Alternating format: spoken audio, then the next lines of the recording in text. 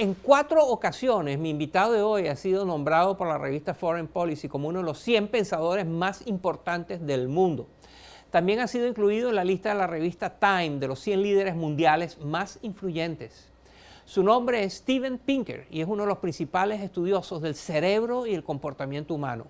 Pinker es profesor de la Universidad de Harvard y ha ejercido en otras respetadas instituciones como la Universidad de Stanford, el Instituto Tecnológico de Massachusetts y otros. Sus investigaciones sobre cómo los seres humanos obtenemos y procesamos información lo han hecho merecedor de múltiples galardones y de reconocimientos.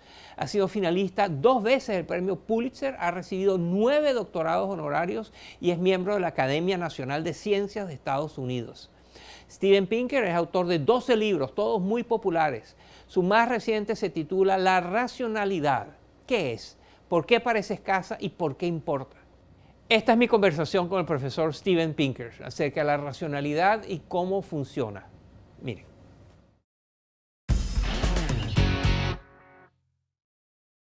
Muchas gracias, Steven Pinker, por acompañarnos en el programa una vez más. Al comienzo de tu libro sobre la racionalidad, nos presentas a los pueblos San, que así se llaman. Cuéntanos más de esa gente. ¿Qué te llamó la atención? ¿Por qué son importantes para ti?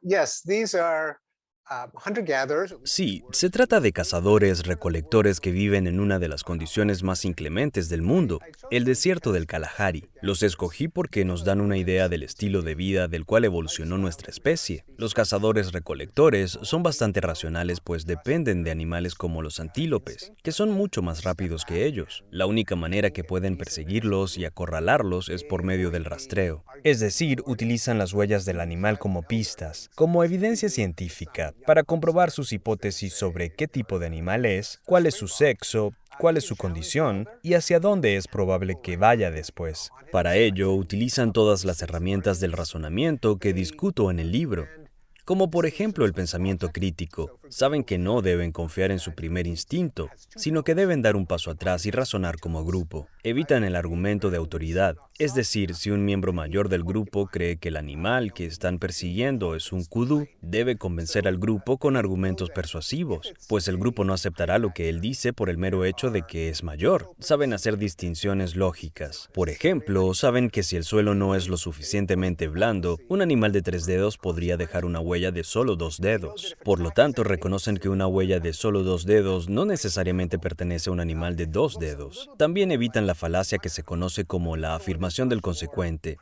Si una huella podría provenir de 2 tipos de animales diferentes, determinan que proviene del animal que predomina en el entorno. De modo que cuando se trata de la irracionalidad que percibimos a nuestro alrededor hoy día, no podemos culpar a nuestros ancestros. Siempre hemos sido capaces de razonar. La pregunta es por qué no siempre lo aplicamos en las circunstancias actuales. Why don't we always apply it in current circumstances? ¿Se puede aprender a ser racionales? ¿Es algo que se puede aprender? Yeah, it can be improved. Sí, es decir, se puede mejorar.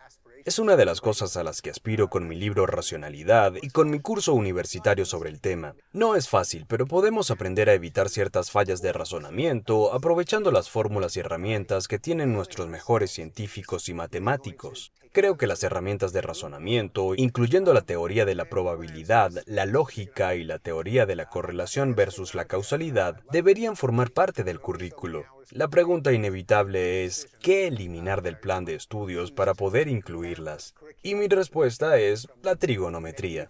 No tengo nada en su contra, pero quizá deberíamos actualizar un currículo heredado de la época medieval y optar por ramas de las matemáticas que ahora son más importantes. La razón por la cual creo que las herramientas del razonamiento merecen prioridad en el currículo es porque, al igual que la lectura y la escritura, son fundamentales para todo lo demás. No se pueden entender realmente la política, la historia, ni los estudios sociales y cívicos sin evitar las fallas del razonamiento. You can avoid flaws of reasoning. Tú argumentas que los medios de comunicación deben hacer un esfuerzo mucho mayor por darle contexto a los lectores, por explicarles de dónde viene lo que están leyendo. Esto que tú propones, que es claramente muy atractivo, requiere repensar fundamentalmente cómo se organiza la industria de la información, de los medios de comunicación.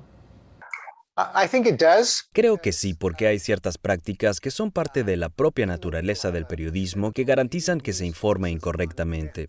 Las noticias se enfocan en los eventos, y una de las fuentes de las falacias lógicas es que basamos nuestras estimaciones de riesgo, probabilidad y peligro en los eventos que tenemos en la memoria, en esos eventos que vemos en las noticias y suponemos que son comunes.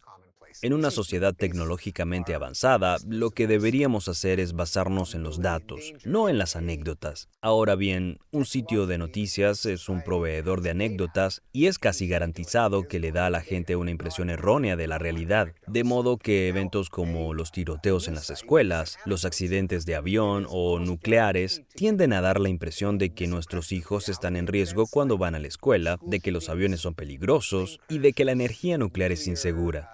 Por supuesto, estos eventos no deben ser censurados, pero creo que debería haber un mayor esfuerzo para ponerlos en un contexto estadístico. ¿Cuál es la probabilidad de ser asesinado por un terrorista en una escuela? ¿A qué porcentaje de los homicidios anuales corresponde esta sangrienta historia sensacionalista sobre la cual estamos informando? What fraction of the annual homicides are exemplified by this gory, sensational story that we're reporting? Por poner un ejemplo aún más explícito y que considero una absoluta negligencia periodística, cuando inicialmente se aprobaron las vacunas contra la COVID-19, hubo historias de personas que se contagiaron aún estando completamente vacunadas. Pero desde un principio sabíamos que la eficacia de las vacunas no era del 100%, así que eso no debería ser una noticia. Una historia como esa puede dar una impresión equivocada de que los casos excepcionales son comunes, y creo que una forma de remediarlo sería presentar todo incidente excepcional en un contexto estadístico, y tal vez hacer un poco más de énfasis no en los incidentes, sino en las tendencias. An emphasis not on incidents, but on trends. Tú sostienes que las personas pueden tener dos sistemas de creencias al mismo tiempo, una mentalidad realista y una mentalidad que tú llamas mitológica. Ayúdanos a entender. There is a distinction that's been around in psychology. Hay una distinción que ha existido en la psicología desde hace mucho tiempo. Yo la llamé la mentalidad de la realidad versus la mentalidad de la mitología. La mentalidad de la realidad es la que aplicas a tu vida tangible y física. Incluso los chiflados que apoyan las teorías de conspiración, que creen en fantasmas y espíritus y en el poder de la curación por medio de los cristales, visten y alimentan a sus hijos y los llevan a la escuela. No están alucinando ni están fuera de contacto con la realidad. Pero la historia es otra cuando se trata de cuestiones que no les afectan directamente, como qué ocurre realmente en la Casa Blanca, cuál es el origen del universo o por qué le pasan cosas malas a la gente buena.